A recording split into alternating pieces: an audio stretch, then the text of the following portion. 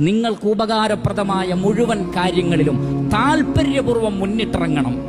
താല്പര്യപൂർവ്വം ഇഹ്റസ് എന്ന് പറഞ്ഞാൽ താല്പര്യത്തോടുകൂടി മുന്നോട്ട് വരിക, അലസത കാണിക്കരുത്. അതേ സന്ദർഭത്തിൽ റബ്ബിന്റെ തൗഫീഖില്ലാതെ ഒന്നും പൂർത്തിയാക്കാൻ കഴിയില്ല. വസ്തഈൻ ബില്ലാഹ്, അല്ലാഹുവിനോട് സഹായം തേടുകയും പ്രാർത്ഥിക്കുകയും വേണം. വലാ തഅജിസ്, ഒരിക്കലും തോറ്റുപോകരുത്. നിങ്ങളുടെ ഒരു പരിശ്രമം ഒരിക്കൽ പരാജയപ്പെട്ടേക്കാം.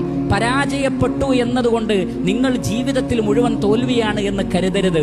വീണ്ടും വീണ്ടും പരിശ്രമിക്കണം. അതാണ് റസൂലുള്ളാഹി പറയുന്നത്, വലാ തഅജിസ്, തോറ്റുകൊടുക്കരുത്. നിങ്ങൾ ആഗ്രഹിക്കുന്ന ഒരു കാര്യം ഹലാലാണെങ്കിൽ തോറ്റുകൊടുക്കാതെ പരിശ്രമിക്കൂ, റബ്ബിൽ തവക്കുലാക്കൂ, അള്ളാഹുവിനോട് പ്രാർത്ഥിക്കൂ, വിജയിക്കാൻ സാധിക്കും.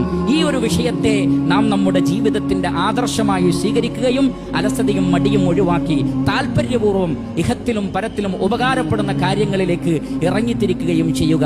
അല്ലാഹു സുബ്ഹാനഹു വ തആല നാം ഏവരെയും അനുഗ്രഹിക്കുമാറാകട്ടെ.